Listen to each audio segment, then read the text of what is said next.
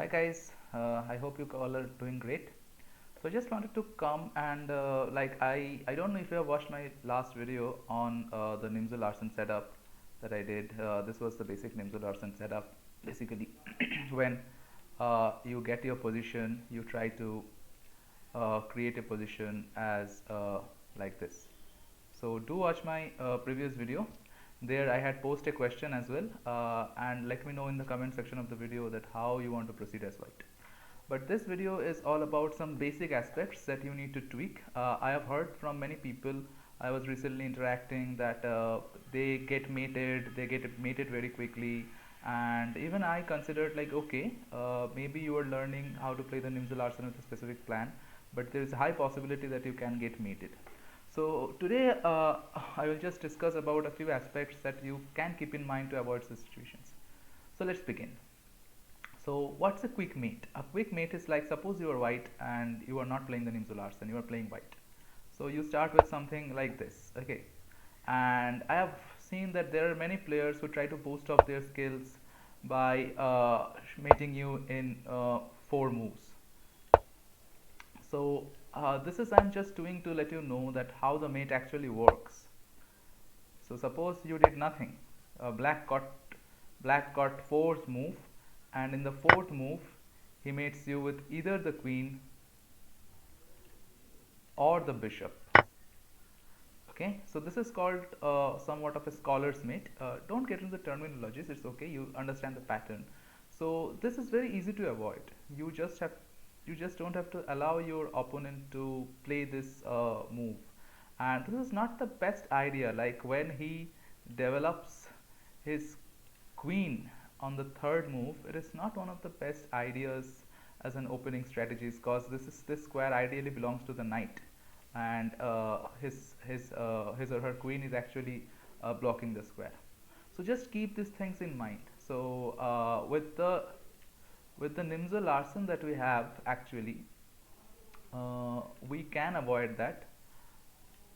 Nimzo Larsen, when you play b3, suppose black tries the same thing. Now you are not giving the f6 square to the queen. The queen cannot come here because your bishop will take it off. So suppose instead of e6 he plays e5. Now you can place the bishop, but his queen can come here, right? So now the third move order, if you remember, what was the third move? The move was e3. Now after e3, even if his bishop comes here, he is not getting the mate. Clearly he is not getting the mate.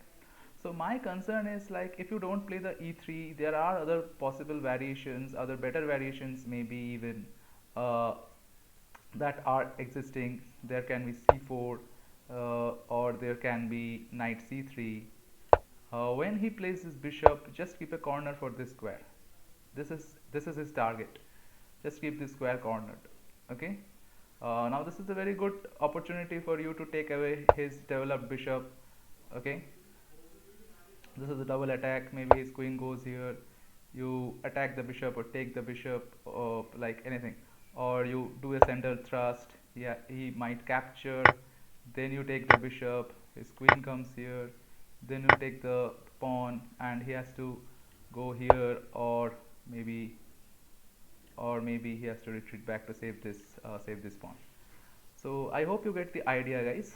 Just keep an eye on uh, black's agenda. Just keep an eye on what black can aim to mate you quickly, and this is no great play on the part of black.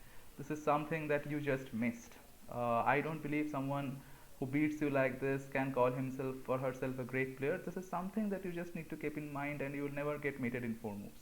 So another thing, like the same idea can be executed even if you play this move, and he tries to do scholar's mate, and maybe you played knight c3, uh, or suppose okay, you have played knight c3, and now he plays a move here. This idea is also same. The threat is same, right? So keep these things into consideration, and from tomorrow we will begin our journey again.